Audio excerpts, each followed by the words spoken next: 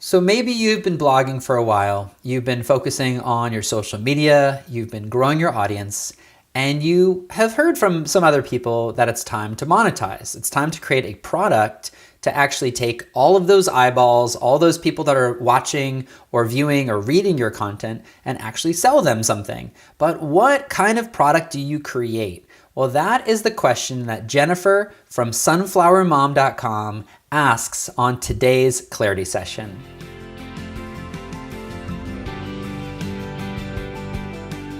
Hey, it's Brian Dixon, and you are listening to the Clarity Sessions, helping you focus on growing your audience, clarifying your message, and developing your product. And I'm just so excited that you are here. Remember, you have a message that matters.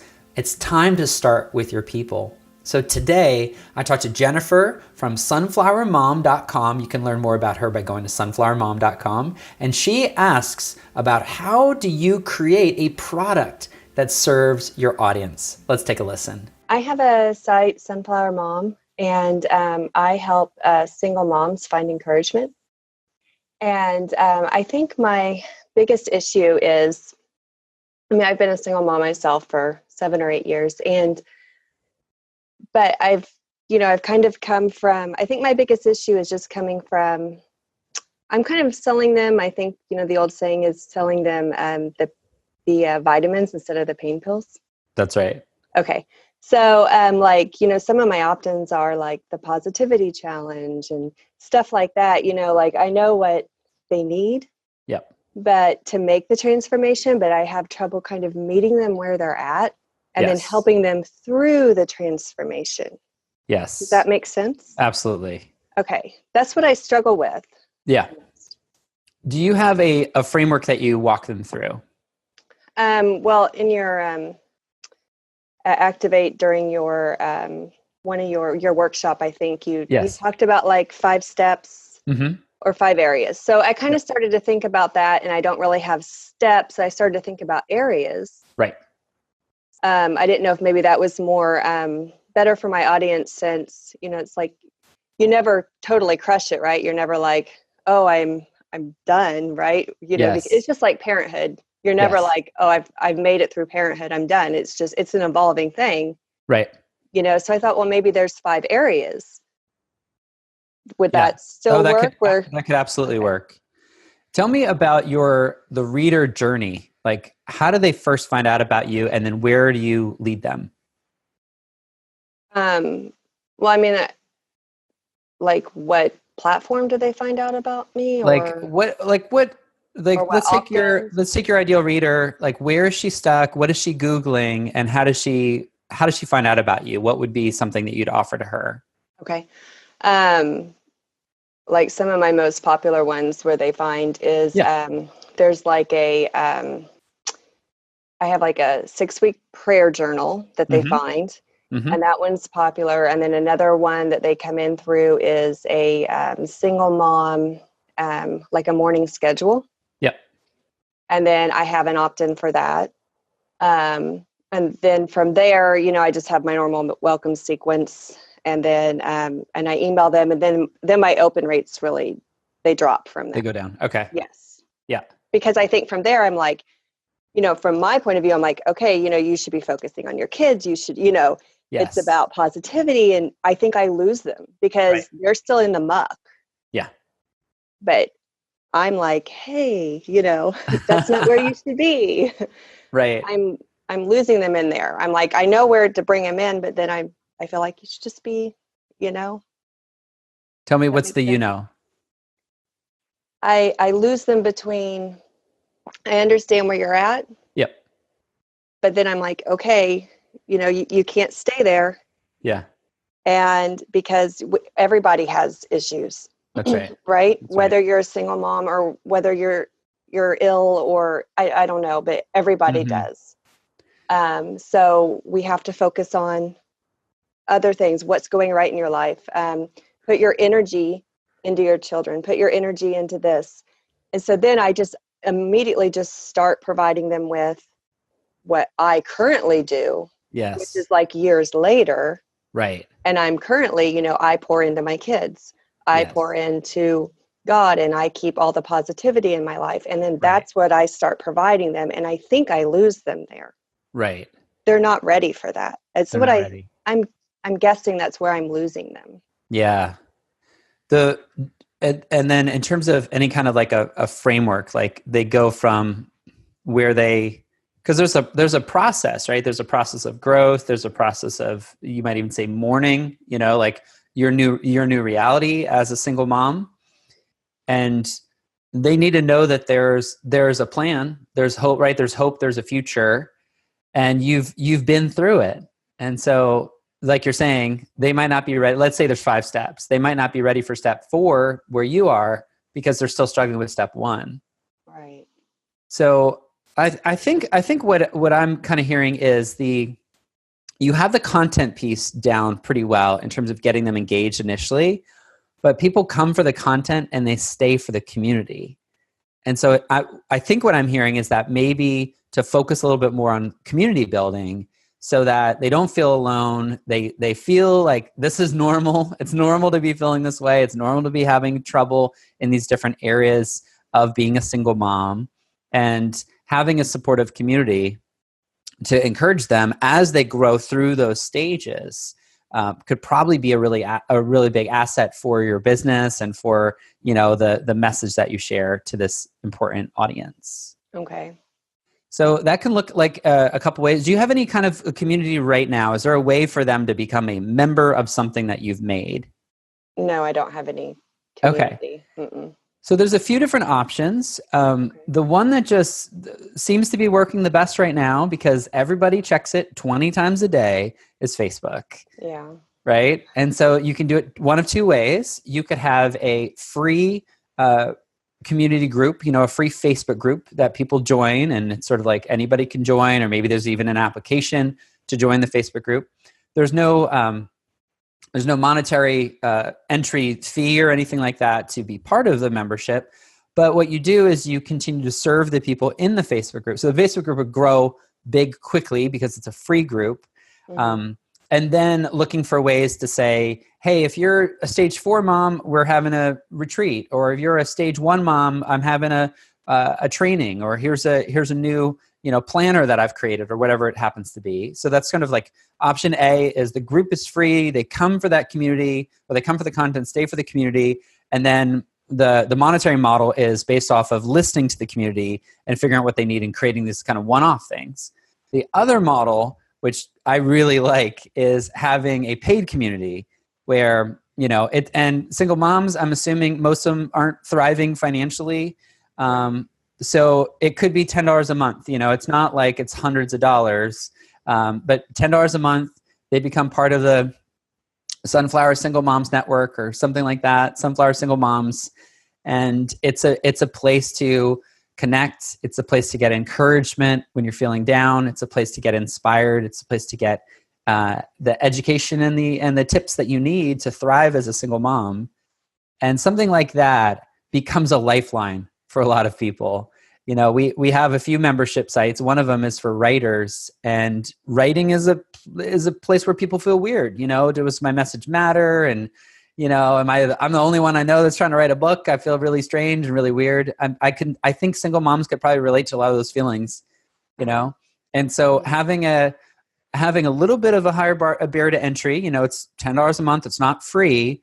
And maybe there's even a application form or something that they fill out before they're welcomed into the community. What that does is it creates a safe place. It creates a safe place to ask your dumb questions. That's what we say in our writing community. We say it's a safe place to ask your ungoogleable questions.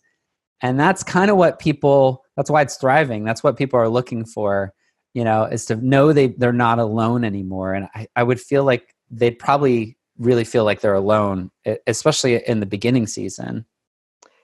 Yeah, and that's some of the feedback I get, and some of them ask, where can I go for friends and stuff like that. So, those are all some of the feedback I get. And right. Yeah. Yeah. And then in terms of the actual content like that you create for the community, it can just be interviews. So it's other single moms, and they're just sharing their one tip. So it's a single mom sharing her how to get kids ready in the morning tip when everything's on you. Okay. And that's the call. And okay. and what we've done with our membership sites is we just have a once a week call. That's it. So once a week. And so maybe it's, there's a certain time a week that makes sense for moms to tune in and to get some encouragement. Maybe it's after the kids are in bed on a Tuesday night and, 8 or 9 o'clock on a Tuesday night. And you have somebody just like we're doing on Zoom right here. You meet them on Zoom. You can stream Zoom into a Facebook group. So the Facebook group can watch the call live and you're just asking questions, and people can even join the chat and ask questions in the chat.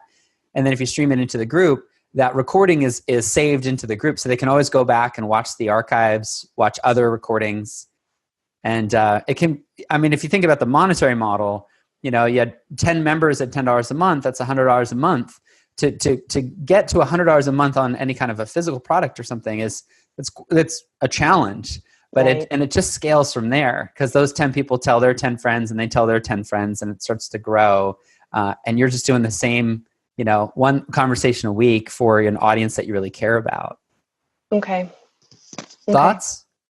Yeah. I could try that. I don't know if maybe to start the community, would I have to start it out offering like some people like free, or to get it, so when people went to look at it, or, so that there's at least some people in there. Right. Yeah, that's a good question. How to start that membership site. The first thing I would do is ask your audience. So I would literally send an email and just say, new idea, need your feedback. Do you have an email list? Yes. Okay. So sending that email, like, new idea, need your feedback, hey, first name. I'm thinking about maybe starting a membership site for single moms. We're looking at, $10 to $15 a month. And here's what it would include. It would include a weekly call, a private Facebook group, and a place for you to ask your questions. What do you think? Like, hit reply, let me know. And just see what happens, and I'd say if you get 5 or 10 people that say, this sounds like a great idea, I'd love to be part of it. That's a good indicator. If most people write back and say, oh, I'm already part of a lot of Facebook groups, I don't need another one in my life, then that's fine. Then that's not a good fit. But starting out by, sort of like tease the offer a little bit, get people excited about it. And then the way it's kind of like having a party, the way to have a party is to have a lot of people at the party and the right people at the party, but there's always the first person to walk in the door. When does the party start? Does it start when the 10 people are there? Does it start when the first person arrives? I think it's more of a mindset at that point, And so just, really focusing on, okay, these are the first 4 people that we're going to have that are going to come teach our community. And you can talk about who's coming because it's in the future, but it's every, whatever it is, every Tuesday night at 8 o'clock. And here are our first 4 teachers. This lady's going to talk about legal issues. This lady's going to talk about schedule issues. This lady's going to talk about, home organization issues. And this lady's going to talk about work-life balance issues. And people would give, they'd sign up for $10. They can cancel anytime. But they're like, okay, I'll give it a shot. $10 for the month. We'll see what happens. And then the reason I say $10 is it's a really low price point is once you get to a certain level, then what's happened is the community has gotten even more valuable, because now you have, let's say you do it for 3 months, you now have 12 sessions, 12 recordings that are automatically included in your membership. So now it makes sense to go, we're gonna raise the price for new members. Current members stay the same, but new members, it's going to go to $12 or it's going to go to $15. So this is your chance to join at the current membership rate. And what happens every time you have a little price step like that is a lot of people join because they don't want to miss out and they want to lock in their price. But, having it where eventually, 3 or 4 years from now, it's still kind of in the 20s, $20, $27 a month. It's still completely reasonable, even if when you're on a fixed income or just working part-time. If you get that value, if that's your lifeline to feeling connected and not feeling discouraged, people invest in things that are important to them. Right. Okay. Yeah. And then how would you do the payment, especially if it's monthly reoccurring? Yeah. So there's a couple ways to do it. I try to make as many payment options available as possible. And right now, Having a credit card option, which includes debit cards as well, and then having a PayPal option is preferable. So the tool that we use for our membership sites is called Kajabi, Kajabi, Kajabi.com. Kajabi actually is a full service platform. So it's like WordPress. It has its own site. It has its own payment platform. It has its own email system, and it takes care of all the membership sign in and log out and all that stuff. So I like Kajabi with the Facebook group is the easiest way to do it. It's a cost to Kajabi, and I think there's different member levels, and they have a certain trial. So you could, here's what I would do in order. I would email your audience and say, I'm thinking about starting this thing. Let me know if you're interested. If they say, yes, I'm interested, then sign up for a tool like Kajabi, and give it a shot for 30 days. Send the email to your audience and say, hey, we're starting it. Here's the link to join, to join for $10 a month, and we'll see you on Tuesday because you have your first teacher coming up on Tuesday. And give it a full 30 days to see if this is a good thing. You could always tell people, you know what, we gave it a try and it didn't work out. But I've really found that membership sites are kind of where it's at right now. It's really powerful. It's one of my favorite things I get to do is to log into that Facebook group, see all the questions, because remember, you've been doing this for a while. So what's obvious to you is magic to somebody else. Is a brand new single mom who has no idea what she's going to do. She's feeling so discouraged, and then she can join the Single Mom Network or Sunflower Single Moms or whatever you would call it. And now she has a community, and it's only $10 or $15 a month or whatever it is. I think you'll find a lot of joy, and she'll find a lot of encouragement. Okay. Yeah. Where can people learn more about you? It's at sunflowermom.com. Well, there you have it. I hope that you have found value from that Clarity coaching session. If you would like to receive personal one-on-one coaching from me, you can go ahead and head over to briandixon.com/coaching. That's BrianDixon.com/coaching. And of course, to get all of the notes from today's episode, as well as watch a video version, just go to briandixon.com/clarity02. That's Briandixon.com/clarity02. And remember, your message matters. It's time to serve your ideal audience today.